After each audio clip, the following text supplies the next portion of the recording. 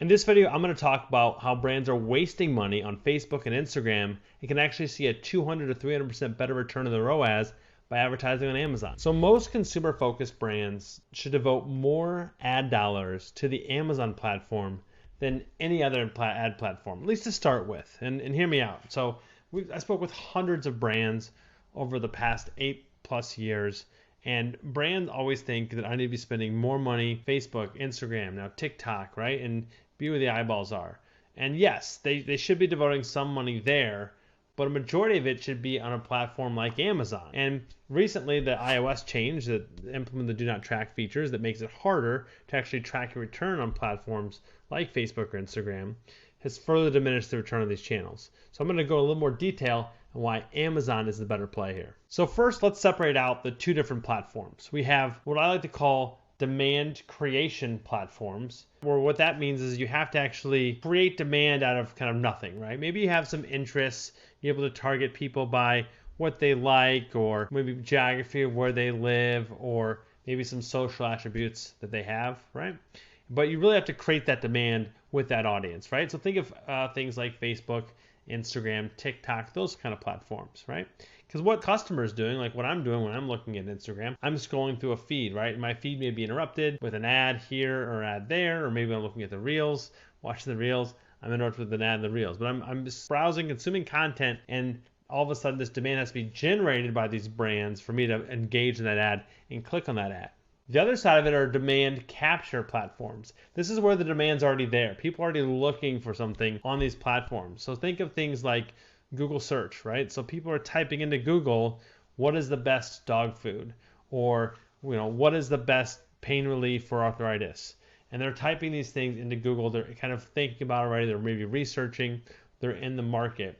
So as an advertiser, you're able to capture some of that existing demand. But look at Amazon. Amazon, in my opinion, and e-commerce sites like Amazon are highest in terms of demand capture because you're in a place where a customer is looking for that, but they have a strong and high likelihood and intent to buy, right? So they're there on Amazon to most likely buy, maybe do a little bit of research, but most likely buy that product. So if you're able to serve them an ad that serves that purpose and their journey to buy because they're already really far down the funnel, that can be a win-win for both the customer and you as the brand when it comes to your ad spend. Okay, so how do you do this? Well, first of all, you need to make sure you're advertising in the right spots on Amazon.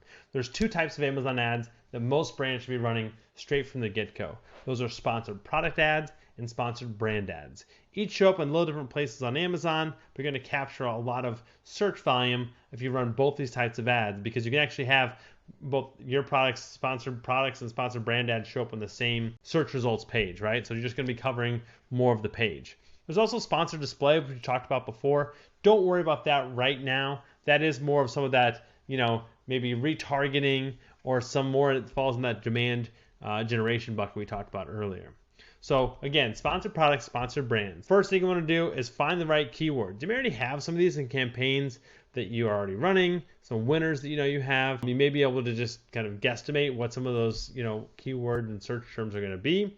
But also you can use a tool like Helium 10 to go in and mine both your listings and competitor listings for some high converting keywords that fit in well with your product. So you're going to create both exact and phrase match keywords and like sponsored product or sponsored brand ads when you're targeting keywords for those search terms. I would just ignore broad. Broad can lead to a lot of wasted ad spend. If you're focusing on the right terms and you focus on, again, phrase and exact match, then that's going to cover probably 90% of it. The other thing you want to do for maybe those keyword phrases that you can't think of or long tail type keywords is having also a sponsored products automatic campaign running and throw all your keywords you are targeting into the negative keywords for that. So there's no double dipping there. And when you do that, that's just going to allow you to maybe capture some more keywords that maybe you haven't thought of, or again, as the market changes and people are searching differently for things, or again, those longer tail keywords where we can sit it for an hour and just not come up with.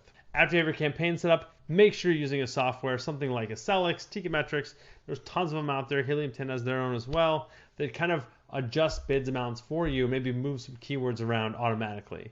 And the reason for that is you don't want to be the one sitting there logging in every day, every couple days, every week, changing these bid amounts. Advertising is moving so quickly that you want to be able to do this on the fly. And that's what these software is going to do for you. They're going to allow you to adjust your bid amounts automatically in line with your targets, in line with your goals. And make sure you're getting enough data. Don't run out of campaigns halfway through the day. I'd rather have a brand run a campaign for a full day for 15 days than have run campaigns for half of a day for 30 days. And the reason is because number one, the clicks are most competitive in the beginning part of the day, right? Everybody's bidding. Then everybody runs out of budget throughout the day. Those clicks become less costly, right? You're not getting a full picture of what things look like. Also, you have a product that very well lends itself to people searching for it in the evening time, right? Think about the US market, thinking about you have a product that maybe someone's using when they're sitting down, when they're off work, when they're having dinner with their family. Last thing you want to do is run out of budget at 10 a.m. and not devote enough data to it. So make sure you get enough data there. And also just keep trimming and adjusting these campaigns. So doing it with your software or doing it manually, but make sure you're trimming and adjusting, and then start comparing the return on ad spend or the ROAS you're getting from that channel to some of your other channels, right? And start to see where you're getting a big bang for your buck in these campaigns. And all of a sudden you'll start to notice that, wow, I'm getting a 3, 4, 5, 6 return on ad spend here. I'm only getting a 2 or 3 on a social channel like Facebook, Instagram, TikTok, things like that. However, as your ads start to mature, you're going to reach diminishing returns on Amazon where you just can't tweak or invest anymore. That's when you want to start taking that additional spend and start devoting to those other channels to help support those other things that you're doing with your brand, right? So supporting your Facebook advertising will help influence hopefully your Amazon advertising and vice versa. And you'll start to win there. But starting with Amazon ads is going to have the biggest bang for your buck.